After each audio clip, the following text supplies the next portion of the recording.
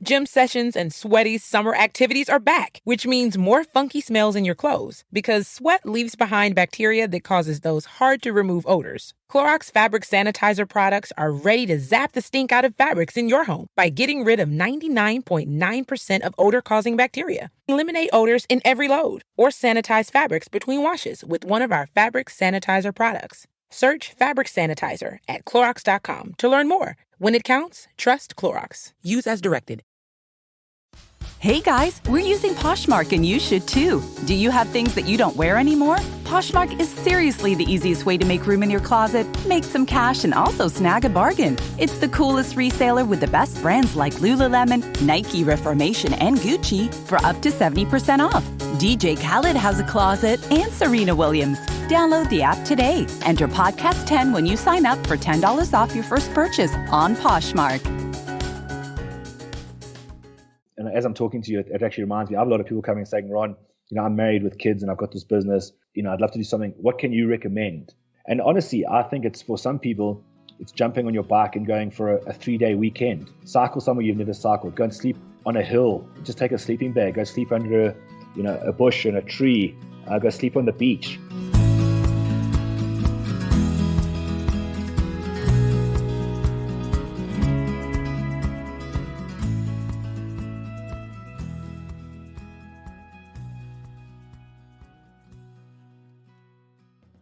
Hey folks, welcome to the Adventure Sports Podcast. I'm your host, Mason Gravely. You might hear it raining outside. It is absolutely pouring, so if you can hear that, my apologies. Crazy thunderstorm outside. But today, anyway, to get into today's episode, if Cycling Africa wasn't already on my list of adventures I want to do, I would have absolutely put it on here. So I'm actually going to double up and put it on again. This is × 2 something I absolutely want to do after listening to Ron's story. He's from South Africa and decided as a way to stop selling himself short and start doing something that he's proud of, something that seems out of his realm of possibility, honestly, was to bike to every single country on mainland Africa, which is 48 countries in total. And if you're familiar with how large Africa is, you know this is no small task. In fact, this was the very first time anyone had ever done this. And it took over 2 years to hit all 48 countries, cycling a total of 26,000 miles.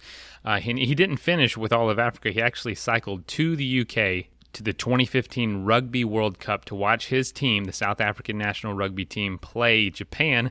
And unfortunately, they lost. So he biked all that way and his team lost. But he's made a habit of it. So for every World Cup, he cycles across continents to get there. Most recent one was cycling across Europe and Asia for one of the Rugby World Cups. And now he's doing it backwards. So we're going to have him back on again just to talk about what it was like to cycle across all of Europe and Asia as well. He's such a great storyteller, and it was an absolute pleasure being able to talk to him. So, no ads today, so we're just going to jump right into it. So here is the interview with Ron.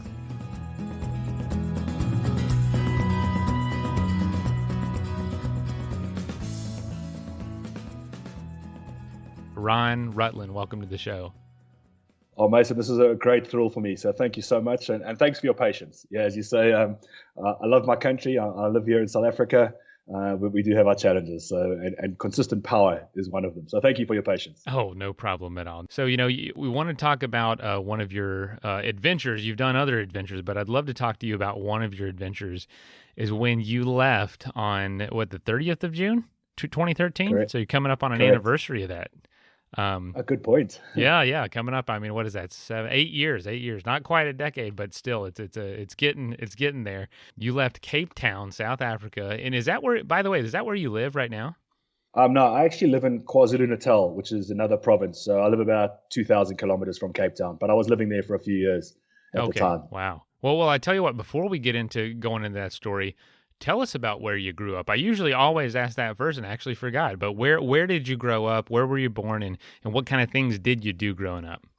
Yeah, so Mason, I'm a born and bred South African. I was born just outside the city of Durban, which is the third biggest city on the east coast of the country. A beautiful tropical part of the world. And my parents are actually both born in the UK. So I'm a first generation South African, but I do feel 100% South African. It really is in my blood, and spent all my formative years in the country. And growing up, I was a very keen sports person. I played a lot of sports. And my main the sport that I excelled at the most, I guess, was rugby. I was always a bit of a bigger bloke, and it's a sport that lends itself to. There's a place for everybody, from the small, skinny, fast people to the short, fat people to the tall, fat people. It really is a sport for all. So, and as a South African, it's sort of, if you're a young South African male, it's kind of inevitable that you are going to play rugby. So I really enjoyed it. Went to a government school, a state school just outside Durban, a school called Westville. I went to the same school my whole life. And my parents never really had the desire or frankly the means to see the world. So despite them coming from the UK, I'd never been overseas growing up. We didn't do much travel. We didn't live a very adventurous life growing up. And I guess, I didn't know much different though, so it wasn't that I was unhappy or anything. It's just that, where my inner desires to see the world came from, I don't know. I just think it's, a lot of people are born with it. And I think if you ask a lot of kids, they sort of, love the idea of travel and adventure and things like that. So I was just lucky enough to have it somewhere deep in my DNA.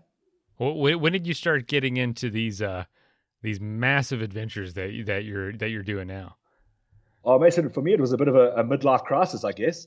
I was 38 years of old when I embarked on my trip from Cape Town. So once I finished university, I went overseas for the first time to go play a little bit of rugby in Australia, and I ended up working in Hong Kong and Thailand and the UK for many years. But I ended up working in finance and banking for my sins. So really something that I wasn't suited to. And it's kind of just, I found myself falling into this career, and it seemed like a comfortable path. A lot of my friends were into it. So it sort of seemed like the well-trodden path. But deep inside me, I always had this desire to go and do a big adventure or big travels. And it was actually moving back to Cape Town, moving back to South Africa in my early 30s that's when things started to slowly change. I'd never lived in Cape Town before, but it is a fantastically beautiful city. It's got Table Mountain, which is fantastically well known. And the friends and the circle of people that I came in sort of contact with and hung out with, a lot of them were into their trail running and mountain biking. So I guess for me, it was inevitable that I got sucked into that world of endurance sport. And I say sport, for me, I love just taking part. I was never going to compete, but for me, it was, I always think of myself as a tractor versus a Ferrari. So, I'm a big guy, but I found that I could tick over for a long time. So I'd go on these long, slow rides or these long, slow hikes. It was a wonderful way to explore my new part of the world. And as the more I hung out in these kind of circles, I started meeting some people that had done some pretty big adventures in their own rights. I started meeting some adventure racers. I started meeting some people that had done some pretty big cycle trips around the country and up the east coast of Africa. And I started looking at these people, and I started realizing, you know what? The only difference between that person and that person and that person that's done all these great adventures and me is that those people have made the decision to do it. And for 38 years of my bloody life, I've looked at these people, and like these people, I've gone, they must be stronger, they must be richer, they must be braver than me. And yet it was so simple. The answer was sitting right in front of me. The only difference was these people had their dreams and bloody decided to do them, and I'd always find excuses. So once I sort of started getting into the mountain biking and I started meeting these people, I had this sort of slow realization that if I put my mind to it, I could actually do something myself. So that was it. So I took out the map of Africa, and I looked at it and I thought, I'm going to cycle from Cape Town to Cairo, up the east coast of Africa. It's a relatively well-documented route. People do it, I'd say relatively frequently, and in 4x4s, Land Rovers, motorbikes, bicycles even. But for me, I'd never done anything like that in my life. I probably spent 2 nights of my life in a tent. So for me, this was a big, bold, brave step, I guess. And and I sort of became obsessed with this idea. And my initial plan was to sort of take a 6-month sabbatical from my job. I thought I could negotiate that. But as I looked at this map of Africa, and as I looked at all these countries in Africa that I wasn't going to, my route became more and more zigzagged. And eventually I plotted a route from Cape Town to Cairo that was the least direct route possible. And in fact, a route that went through every single country on mainland Africa, so all 48 countries. So all of a sudden, my sort of 6-month sabbatical plan, I realized was getting thrown out the window and replaced with this dream of cycling through every country in Africa. I mean, that's already a huge adventure to go from Cape Town to Cairo. That is a major adventure, and something that takes a lot of audacity and a lot of ambition. But You turned the dial up to 11, Ron. Like, I mean, that's unbelievable. Yeah. So let me ask you this, growing up in South Africa, playing rugby, what was, being in the same continent, what was the rest of Africa viewed as where you're from? And how did you view it? Was it this scary place with lots of, civil unrest and things going on? Or what was it a place that was encouraged to explore? Oh, Mason, yeah, I think that it's the answer is somewhere in between. I mean, I think we are lucky in South Africa that we, and at university, I had some friends who came from Zimbabwe and Malawi, some of our neighboring countries. So I did one or two shorter trips. We would sort of hitchhike up into Zimbabwe and go and visit their families, and so I got a little taste of some of our surrounding countries, and I guess I'd met, in South Africa, it's quite common for people to sort of get in sort of overland vehicles and 4x4s and go up, up to Tanzania, go up to Kenya, go up to Namibia. So certainly, the relatively sort of sub-Saharan African countries. But there is this perception for sure, even in South Africa, that a lot of the rest of Africa, in inverted commas, is this big, scary place. And I think, so often these countries are only ever in the news when there's bad news. You'll only ever hear of Ethiopia when there's a famine outbreak, or you'll only ever hear about Algeria, when there's a bomb in Paris and somebody and the terrorist in inverted commas is from Algeria or has Algerian roots, and that's the only time people ever hear about these countries. But I've also heard people talk about South Africa like that, and people go, "Oh my goodness, isn't it such a violent country?" Yet, I choose to live here, and thousands and thousands and hundreds of thousands, millions of people choose to live in South Africa, and we have we have our frustrations, but it's a relatively safe place, and people go trekking and hiking and adventuring all the time, and have nothing ever goes wrong, other than the normal stuff that goes wrong in the wilderness. So yeah, there was a sort of, I guess I was relatively pragmatic about it, and I traveled enough, I guess, even in other parts of the world, to realize that often your preconceived idea of a country is so different to the reality on the ground. Yes, but yeah, so I guess for me, it was, I had a lot of people asking me, "Ron, are you sure you want to do this? Are you sure you're going to be safe?"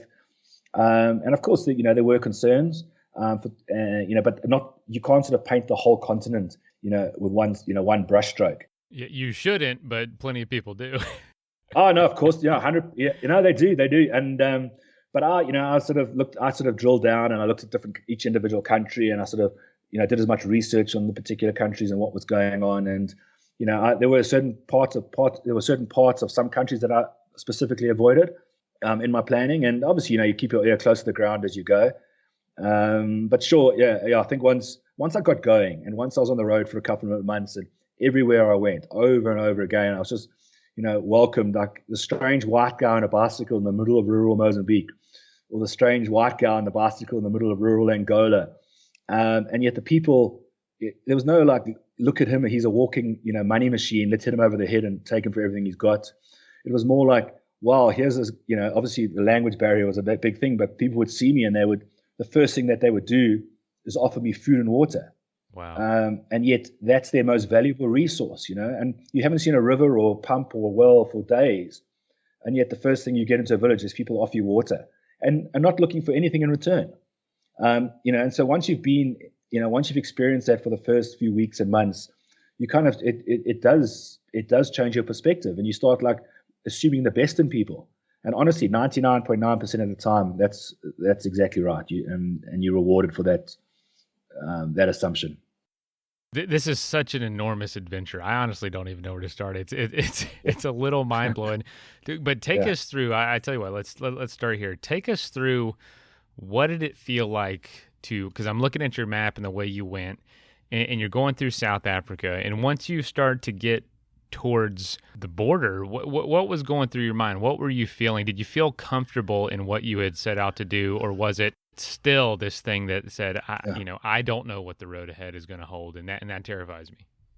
Mason, I think one of the key things for me is that when I left on this trip, I went through a very deliberate process of, people talk about burning the bridges or burning the boats, and I literally sold everything in the world that I owned to make this trip happen. And when I say everything, I didn't own an apartment or anything. I was renting an apartment, but I sold my car. I sold every belonging. I went on to, our equivalent of Craigslist, and just sold everything. And that was partly to help finance the trip. But also for me, it was like, if I think in the back of my mind, if I'd left a whole lot of stuff at a mate's apartment in Cape Town or in his garage, it would have almost, for me, been like, I'm hedging my bets. Let me go and try this trip. Let me go and see how far I get. But you know what? If something goes wrong, or if I don't like it, I can always go back to Cape Town and pick up where I left off. But in my mind, this trip was going to take me well over 2.5 years or well over 2 years. And I said, if I'm going to be serious about finishing this trip and getting to Cairo and ultimately getting to the UK afterwards, what is the point of leaving a whole lot of stuff in my mate's garage? So it's weird, like having never done anything like this in my life before. I mean, the bicycle that I bought, I'd never ridden that bike until the day that I started this trip, and was fully loaded with all the panniers, 35 kilograms of all my gear. And I actually broke my wrist a few months before I left. So I had done no exercise. And I'm that sort of person that as soon as I stop exercising, I start getting fat. And also, like, I was living on a mate's couch for the last, on his couch for the last few months before I left. So I was eating badly. So it really was like the fattest and unfittest of my life when I started the trip. But deep inside of me, I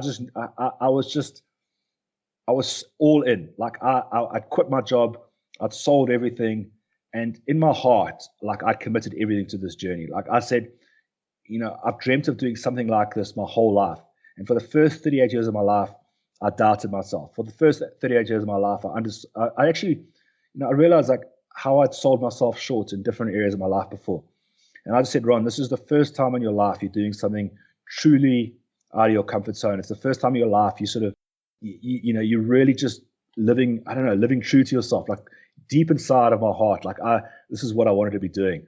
And I said to myself, unless I literally get squashed by a truck in some corner of Africa, I am going to find a way to finish this journey. So it's weird. Like it's I just had this quiet confidence that, things would work out. And that just because I had this sort of single focus and single purpose, I would get there. But it does come with a big but, But day one, I was in terrible shape. And it was the only day of the trip that I actually planned in terms of a start point and end point, because I had some friends came to see me off. And this is, after 6 or 7 months of planning, a lot of people telling me, almost joking, some joking, some not joking, going, Ron, let's see how quickly it is before you're back here. Let's see how quickly it is before your bike's stolen. Let's see, hopefully you survive malaria. So people sort of like saying, good luck, Ron, well done.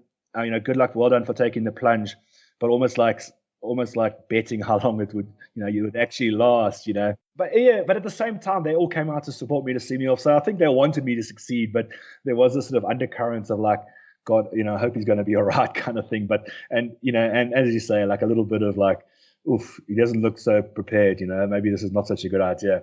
But, anyway, I got through that day one, and it was 80 kilometers, which, now that I look at it, should have been so easy, but fully loaded touring bike, totally unfit. I'd never ridden that bike, and it was a long, long day out. And I was even cramping towards the end. And, a lot of the wives and girlfriends and boyfriends of people that were riding, but, that went to, they went to the town that we were cycling to. And, we had arranged this big barbecue at lunchtime, and we arrived like 3 hours late because of me. But you know what? It was amazing. I finished day one, and then the next morning I woke up, everybody had left, and I stayed at my friend's house, and I got on my bike, and I rode like 30 or 40 kilometers that second day. My legs were sore, my rear end was sore, but the adventure had started. And then day 3 I rode, and I did a bit further, and day 4 I went a bit further, and somebody would put me up, but a farmer would put me up, at his house, and then he would tell his friends 100 kilometers down the road, and they would put me up at their house the next night and give me a good meal. So, that first few weeks cycling in South Africa on my way to Lesotho, which was the first country outside of South Africa, I think it was a little bit of a honeymoon period. Your telephone still works. You still understand the money. You can always, with your Google Maps, you can tell where the next town is. So there's a sort of comfort of still being in your home ground advantage, I guess. And at that sort of, over those first few weeks, my legs started getting used to life. You're getting used to riding 5 or 6 hours a day. So by the time I got to Lesotho, it was 3 or 4 weeks into the trip, and it was exciting. The first time I ever crossed a border on a bicycle, and I stamped, and I remember the thrill of, getting my stamp, leaving South Africa, getting into Lesotho. And I was only in Lesotho for a few days before I popped out the other end. It's landlocked by South Africa, so back into South Africa, then into Swaziland, then back into South Africa, and then going into Mozambique. I must admit, that's when, I was probably 6 weeks into the journey. I'd crossed South Africa, I'd crossed these other two small countries. Now I was leaving South Africa for the third and final time. And it was a sense of like, wow, I'm now going into the rest of Africa. And I wonder what lies ahead. So there was a little bit of like, butterflies, but also, to be honest, a bit of excitement at the same time. I just can't even imagine, if you want me to be honest, just how much how big this felt. It's amazing to me. People don't realize just how large Africa is. And I know I don't understand just how big it is and how diverse it is and varied it is. What was the biggest transition for you in the sense of maybe the land or the terrain or the climate or the culture? What was the biggest I am not at home anymore situation? Wow. So I think for me, there's two. I'm going to give you two examples. The first was relatively closer to home. So the fifth or sixth country I went into was Angola. So Angola is the first country on this journey that I hadn't been to before. It's also the first country as a South African that we actually need a visa for. So we have a visa-free arrangement for our neighboring countries. And it's also the first country on the trip where people that had been there had told me how rubbish it was. I know your previous president had quite a description of the countries in Africa. But one of my, mates of mine would say the same thing. They go, Ron, Angola is a S-hole country, and they've done business there and they've traveled there. And I think there's something about a bicycle, and this is what I did learn. There's something about a bicycle that makes you relatable. There's something about a bicycle that makes you're making yourself completely vulnerable, and it just creates this connection with people. So, I was on the border with Angola. I'd been on the road now probably 4 months. And I had some crazy wild experiences in this, in Zimbabwe, in Mozambique, in Zambia, in Namibia. I had some wild, crazy experiences. But as I said to you before, like the same, I had this, but everywhere I'd gone, people had been wonderful to me and welcoming. But there was still the sense of trepidation when I crossed into Angola. I managed to get the visa. People told me it would be very difficult, and it wasn't easy, but I got it, in the end, relatively easily. People told me it was corrupt. I crossed the border, not an any issue at all. But it was a very remote and wild part of Angola. There's absolutely no English whatsoever. And it was the first time on the trip where I realized that, to some people on this, I was going to explore Africa. I was going to go and look at the different cultures. I was going to go and, experience this, as you said, the diversity of the continent. But it was the first time that I actually felt like I was giving people an experience of that as well. Like, it is such a remote part of Angola that I can imagine they've seen very few white people, and they've definitely seen very few white people on a bicycle.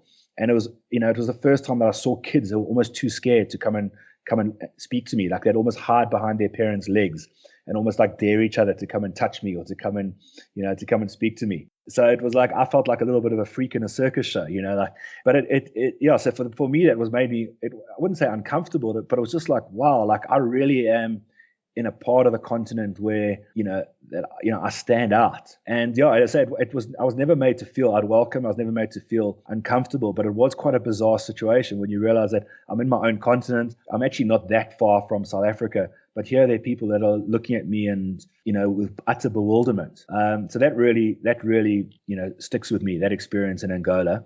And I'm actually going to come back to Angola now. I'm going to talk about one of my favorite stories of the trip, if you don't mind. Please do. Yeah, no, but I'm going to jump ahead to Ethiopia. So Ethiopia was, up northeast of Africa. And that was, for me, was such a dramatic change. So I was in northern Kenya, which is in itself wild and remote. But I crossed into Ethiopia on what happened to be the 31st of December, 2013. And obviously, coming from where most of the world, that's a significant date. And I crossed the border and I got to this border town, which was about 16 kilometers inside of Ethiopia. And I thought, what an amazing, I'm here in the middle of Africa, the southern tip of Ethiopia on New Year's Eve. Let me go and try and find a restaurant or a bar and enjoy a couple of beers. It wasn't exactly a heaving town, but, I found this restaurant, straw on the floor, no walls, very, very basic. And I thought there would be some people out and about, and I had one or two beers, but no one was like out celebrating. There's nothing really going on. And I thought, I thought this was a little bit strange. And the restaurant owner let me sleep on the floor of his restaurant. And I woke up the next morning and I carried on. And it was only when I got to the first major city relative term city in Ethiopia, that someone actually explained to me that Ethiopia we use the Gregorian calendar, most of the world, but they actually use a different calendar, and I can't remember the name of it. But so for us, it was 31st of December, but in Ethiopia, it was like the 14th of February or something. So their calendar is like 6 weeks off ours. They tell time differently. Like we use midnight as the basis of our time. So if I say, I'll see you 8 o'clock tomorrow morning, I'll see you 8 tomorrow morning, it's 8 hours after midnight. There, if they say, I'll see you at 8 tomorrow, it's actually 2 in the afternoon, because they for them, 6 a.m., their equivalent of 6 a.m., or our equivalent of 6 a.m. is effectively their hour naught.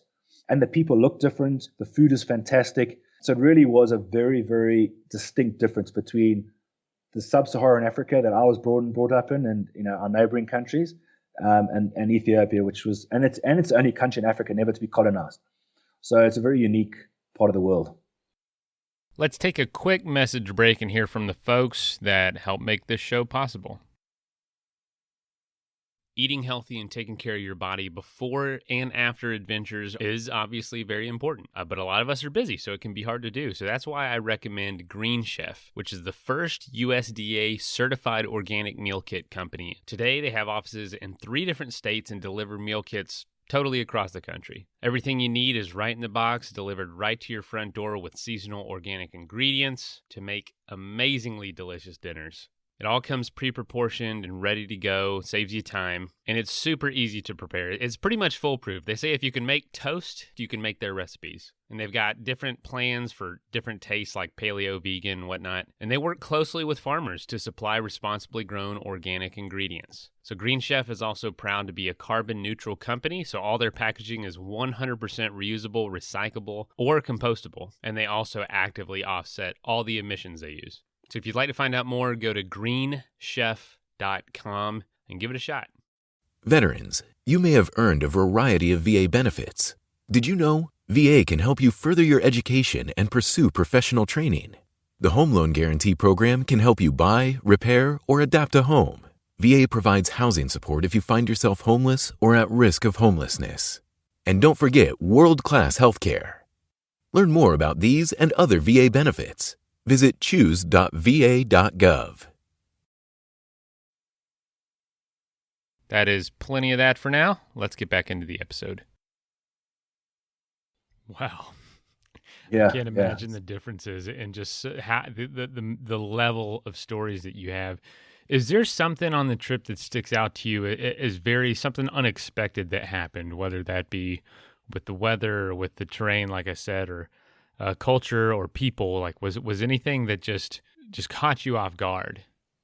Yeah, so I think I'm going to refer to Ethiopia again, and specifically, as I say, that initial culture shock, which really was, other countries there were nuances and slightly different food and different languages, but this really, Ethiopia really was this distinctive difference.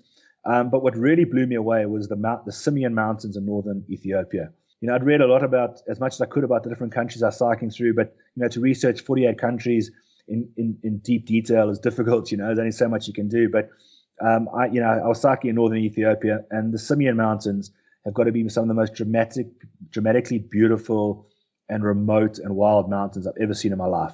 I grew up in South Africa, always thinking of Ethiopia as a country, just a desert, basically. And, I don't know how old you are, Mason, but, in the early 80s, in the mid 80s, there was Live Aid, and there was all these, there was this big famine in East Africa. And, the only time that part of the world was ever in the news was, these kids with big tummies and flies around. And so that's just sort of, I guess, in the back of my mind, some of what I kind of not really expected, but sort of what was burnt in my memory. And yet here I was in these mountains in northern Ethiopia that wouldn't have looked out of place, and maybe not the Himalayas, but certainly in the Alps or maybe even the Rocky Mountains or something. But it was just dramatically beautiful.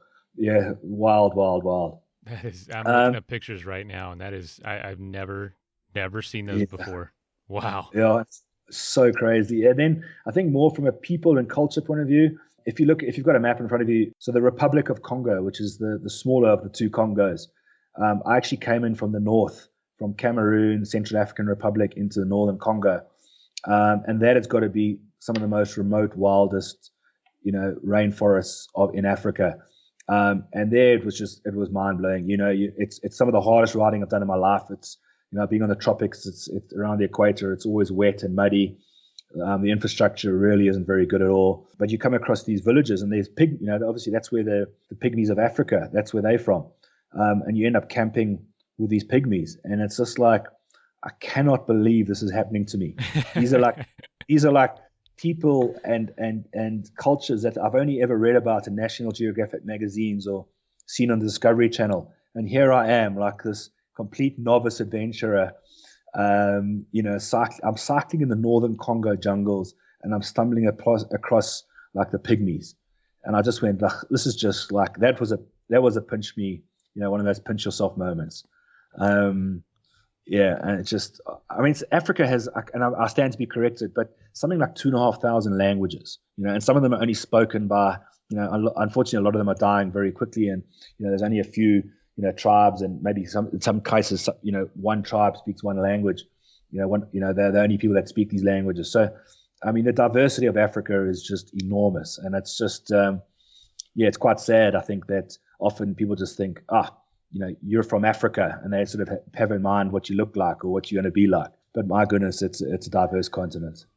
What would you say one of the biggest lessons you've learned from that experience, and maybe a story that goes along with teaching you that lesson?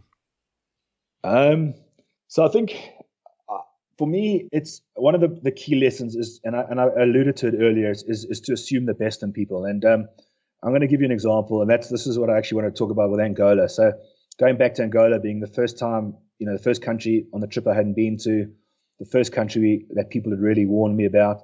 And it was. I got into Angola, and it was remote and it was wild, but it was exciting. And I was like, I spent a lot of time, cycling along the Zambezi River, and it's beautiful. It's exactly what you dream about when you cycle through, you think of cycling through Africa.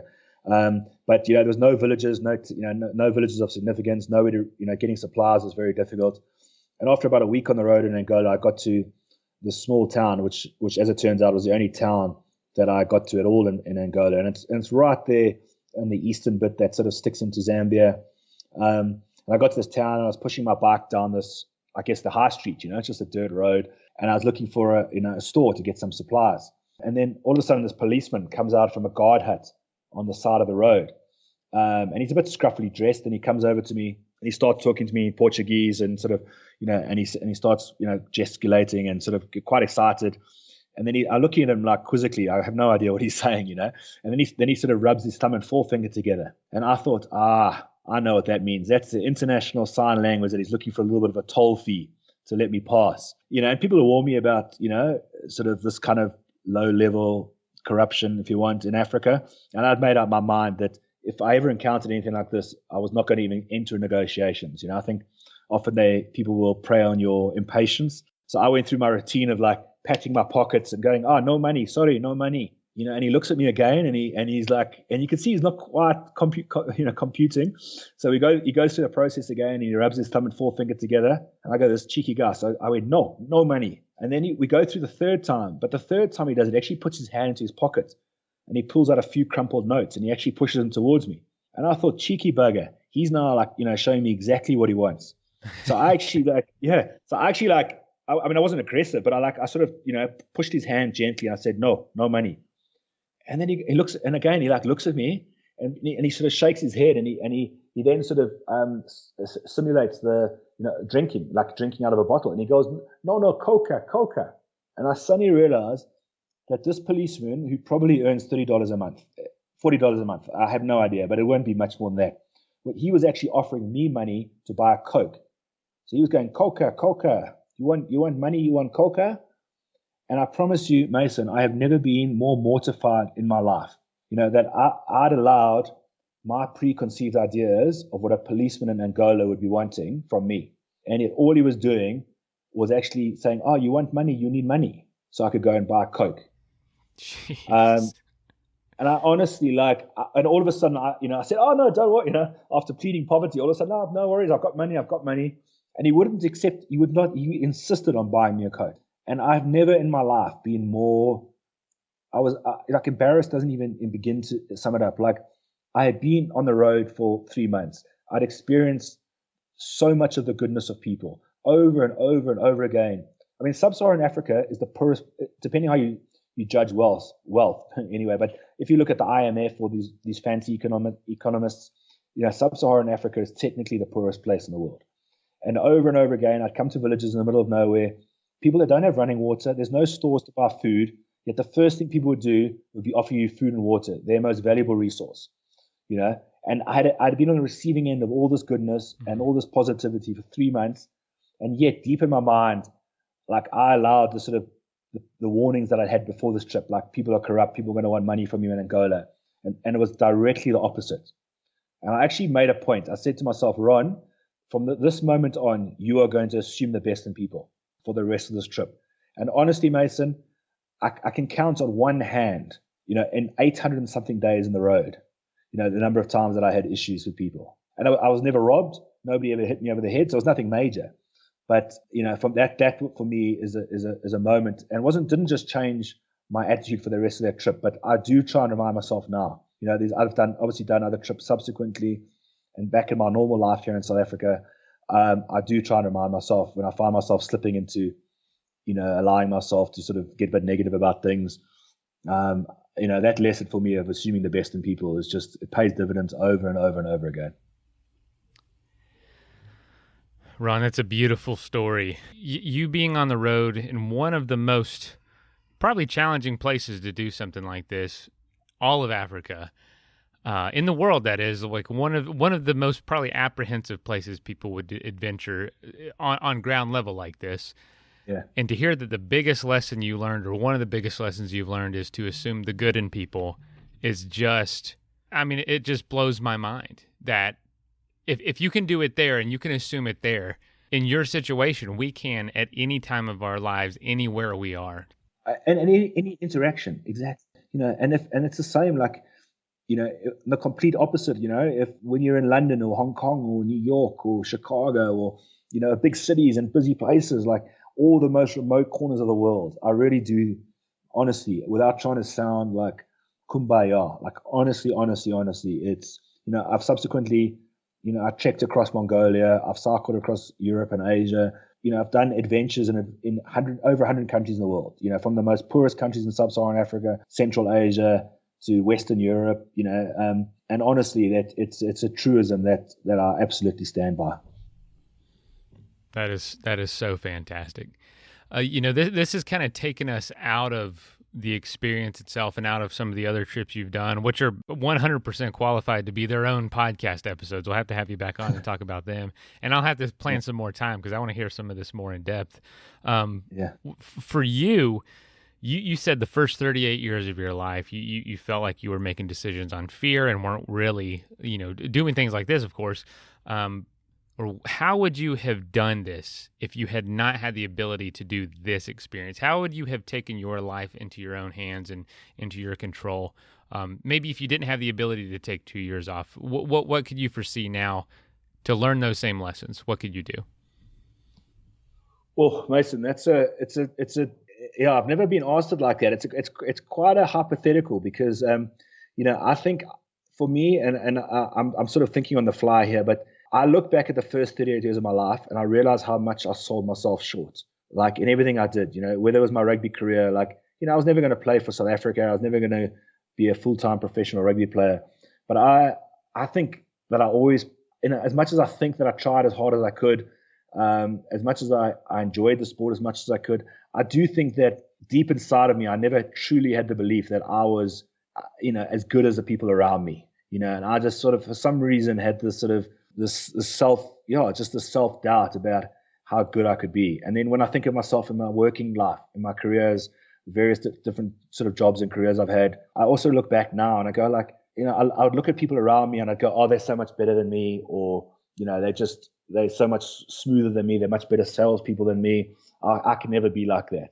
And it's such a self-defeating attitude. And I think for me it was like, it was a combination of like frustration at feeling that I sort of wasn't living the life true to myself. There was this frustration that I saw people around me succeeding in what they did, more than me. I looked at people that had, and then it was when it came to adventure, started looking at some of these people that had done these big adventures. And I think for me, it was, I dreamt of the hardest thing I could possibly do on a bicycle. And I think, although I wasn't consciously thinking it, I think deep down inside of me, I said, if I can make this happen, then truly anything is possible. Like, nobody's ever attempted a single journey through every country in Africa in anything. Nobody tried it on a motorbike. Nobody done it on a 4x4. And here I was planning it on a bicycle. And it is this, again, it is, despite everything I was sitting earlier, there is a lot of, there are a lot of people, plant seeds of doubt in your mind. And, next thing you're planning a trip and you'll catch a news bulletin about something going on. And, but yeah, so I think it was like, for me, it was a subconscious decision to do the hardest thing I possibly could, knowing that if I did it, it would almost like just kickstart my life. And that's exactly what happened. Like when I finished this journey, like I had no money. I'd maxed out every credit card. I'd borrowed money from friends and people to get to the end of the journey. But I'd done it. I dreamt of the hardest thing and I pulled it off. And it is the confidence boost that it's given me in every area of my life since. It's just been transformational. So, it's hard to say what could I have done differently or what could I have not done in 2 years. But, I have a lot of people, and as I'm talking to you, it actually reminds me, I have a lot of people coming and saying, Ron, I'm married with kids and I've got this business and I'd love to do something like this. I'd love to do something. What can you recommend? And honestly, I think it's for some people, it's jumping on your bike and going for a 3-day weekend, cycle somewhere you've never cycled, go and sleep on a hill, just take a sleeping bag, go sleep under a bush and a tree, go sleep on the beach. You live in your comfortable house with your air conditioning and, you've got your nice fancy car and you drive to a holiday cottage, you spend 2 days on the beach surfing and, drinking, you pack up, you get back in your car and you go home and that's a fun weekend. But do something but for a lot of people like that, the thought of sleeping on the beach or the thought of sleeping on a hill is like, oh my goodness, aren't you going to get mugged? What happens if it rains? So there are all these reasons why you can't do those things. So I almost suggest just go and do something crazy. Go and do something what you consider crazy. If it's a 3-day weekend or even a 2-day weekend, leave work on a Friday, put a sleeping bag, in a backpack, a couple of sandwiches and a bottle of water and go cycle and find somewhere to sleep for the night and then cycle back the next day. So I don't know, probably not answering your question, but that's just some of the sort of recollections and just what I did, I guess, to overcome my own fears and self-doubts. What do you do now to continue that mindset? Do you take your own advice? Do you sleep, in random places or on a hillside? How do you keep that adventure movement going in you? Yeah, so I mean, for sure, like I don't, I did that African trip and I was on the road for 27 months and, and it was, now that it all it did was it put fuel into the fire for me. So, I'm not someone who's going to go and spend 10 years on the road and I do like coming home.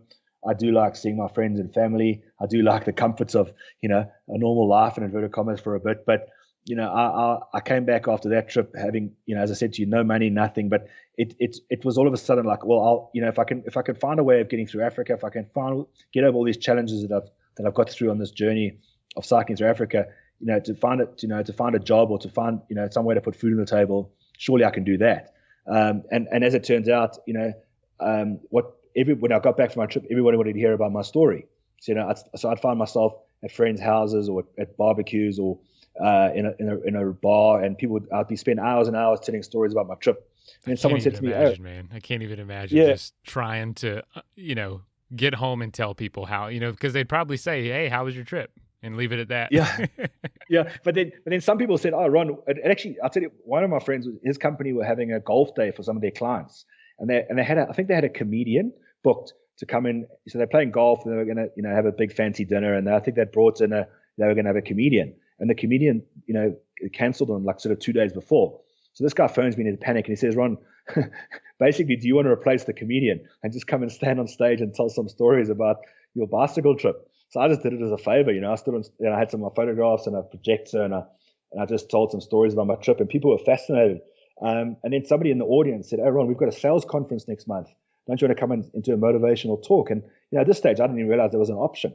And I guess that led me, but, like for a lot of people, when you go and stand on stage for the first time, to do a speech or a talk. Some people freeze up, and people find it very, very difficult. And that for me I still remember like that, this like real sick feeling. I was going to be on the stage. I was going to be the center of attention, despite, and I almost felt self-conscious as I was talking about my trip. Yeah, but now, so that was sort of, a bit of, that sort of overcoming the sort of public speaking thing. But then you do it a couple of times, you become comfortable and you realize people enjoy it. So I really enjoy it. I've told my story to probably, I don't exaggerate, but I'd say 100 schools in South Africa and companies. And so that kind of sort of helped get me back on my feet. Yeah, I reconnected with another friend, and after a year or so of doing that, I started thinking about what next.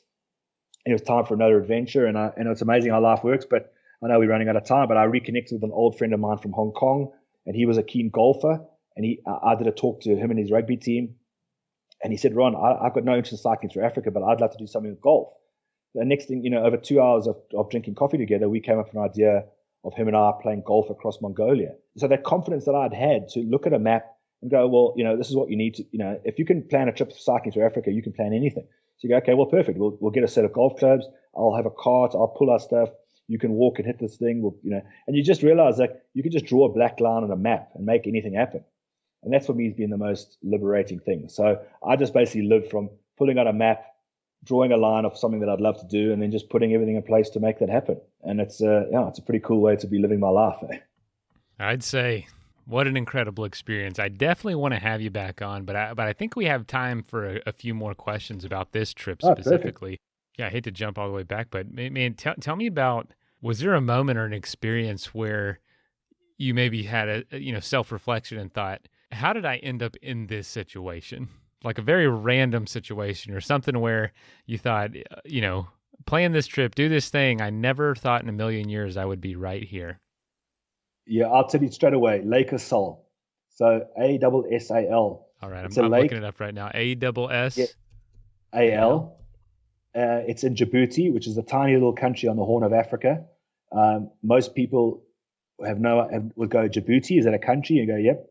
So it's so it's between Somalia, Ethiopia, Eritrea. So it's right on the Horn of Africa, the entrance to the Red Sea.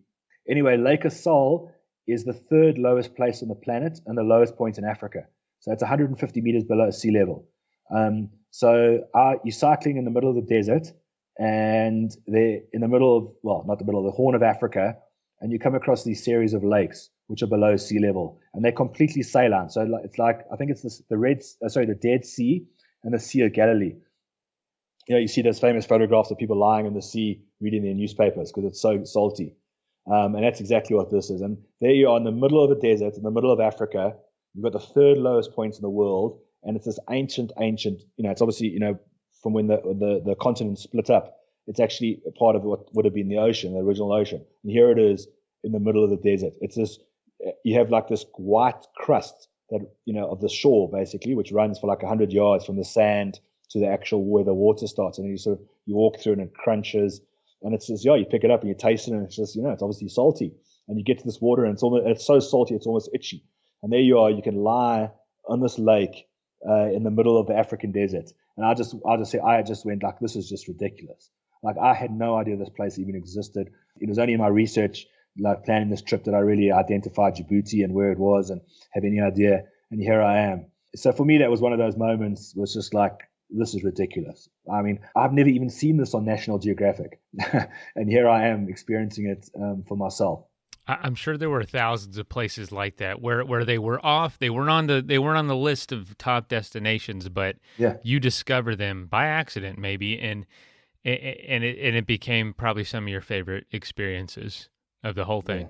Yeah. Oh, 100%. And there's another one jumps to mind, and you look at, always, so one of the biggest challenges on a trip like this is your visas.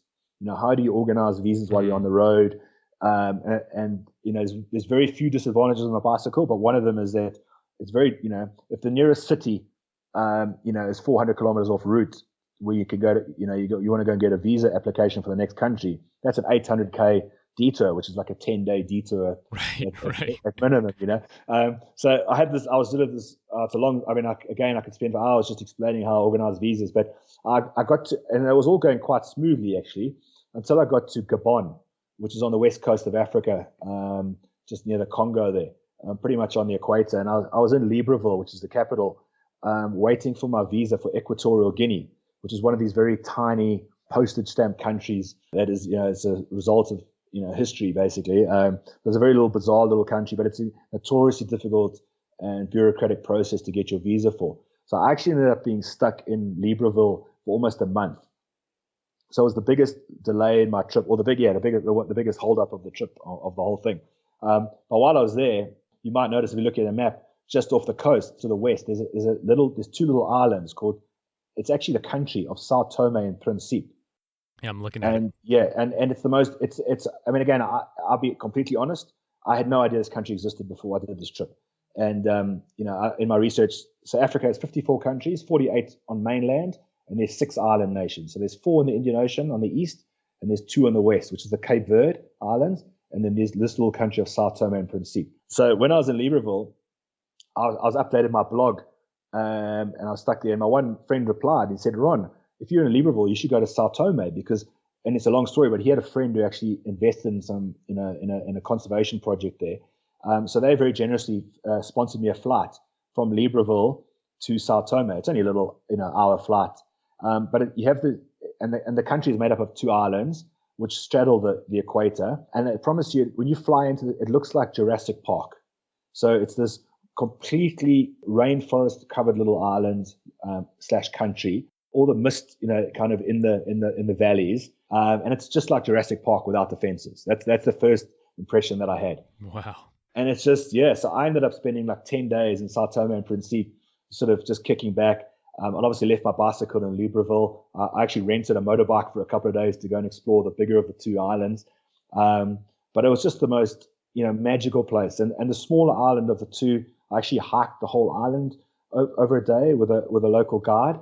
You come across these old plantation homes that have been completely overgrown. So it used to be a Portuguese colony, and then they used to grow, I want to say coffee. I think it was coffee. The Portuguese handed the country back, at the end of the colonial in the 1970s. The Portuguese basically fled and left the country to, left the new government or, people to look after themselves. So all these sort of big fancy plantations became overgrown because there was no expertise knew how to run them. So the whole island, it's amazing what nature does when it recovers. So, so they basically have these big homes, and when obviously they've all collapsed and ruined, but in the middle of the jungle. And there's the old railway line, which is completely covered in jungle. Yeah, just this bizarre little place, but just a fantastic, bewildering, crazy, just magical little spot in the middle of the Atlantic. Wow. I've never even, I've seen it on a map. I don't know anything about it, don't hear anything about it. So it's just amazing what's out there that isn't talked about that much, that you're able to discover when you get out there and see it, that you'll never know otherwise. 100%. Where can people find you? Where can people see what you're doing next? And do you have any plans for something coming up?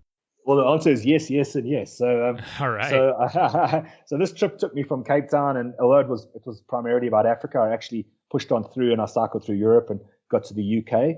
I'm a big rugby fan, and the Rugby World Cup was taking place in the UK in 2015. So fast forward 4 years later, I actually cycled with a friend of mine with a very different type of journey. We actually had a sponsor this time, and we were doing some proper fundraising. So in 2019, my mate James and I cycled from London to Tokyo because the Rugby World Cup in 2019 was taking place in Japan. So I kind of had this theme of cycling to World Cups. So I'm now planning the next one, which will be cycling from Tokyo to Paris, starting in January is the goal. And it's actually going to be 20 months. And cycling, basically, it's a bit of a convoluted route, but I'm basically going to cycle from Japan back through China, Vietnam, south through Thailand, Malaysia, Indonesia, across Australia, up New Zealand. Then I'm going to catch a flight to the Ushuaia, in the bottom of Argentina, and cycle up the whole of South America, the whole of Central America. And then I'm going to come and visit you, Mason, because from Mexico, I'm going to enter Texas and then head all the way up, the south and then the east up to New York, Boston, into southeast Canada, and then fly across to Iceland and then onto the UK and onto Paris. So that's going to be a 40,000 kilometer journey through 41 countries starting in January. So that's my next big adventure. And if you go to ronrutland.com, I'm actually just in the process of redoing the site. So ronrutland.com, my name. There'll be links to history, the stories of all my journeys. We've actually done a documentary on our cycle trip from London to Tokyo. There's a documentary there on my Mongolian golfing adventure, and a gallery with hundreds of photographs from my African trip. So, but it's it's work in progress. But the next week or so, it'll be up and running properly. And if you look just search for Ron Rutland on Twitter and Instagram, and you'll see all the links there. How exciting, Ron. That is a heck of an adventure. Yeah, please, I know it's going to be a while, but please stay in touch. I'd love to host you. I'd love to interview you in person too. And before you leave, we got to get an interview to hear about that Tokyo to where was it? Tokyo to London to Tokyo. London to Tokyo. Holy cow. Yeah, I want to hear about that, because that seems even, more distinct changes culturally and environmentally. That is wild. All right, Ron, I'll talk to you soon, man. All right, mate. Thank you so much. Right, cheers, Mason. Great chatting. First of all, thank you so much for listening. It means the world to us that you choose to listen to this show. If you'd like to help us further, you can leave a review on iTunes, share us with your friends, your family. It goes a long way to growing the show. You can also support us financially through patreon.com/adventuresportspodcast. Link is in the show notes. And also, if you have an idea of who could be a good guest for the show, we're always looking for people to tell their story about the outdoors or adventure. So if you know someone, please reach out. Email us at info@adventuresportspodcast.com. And until then, get out there and have some fun.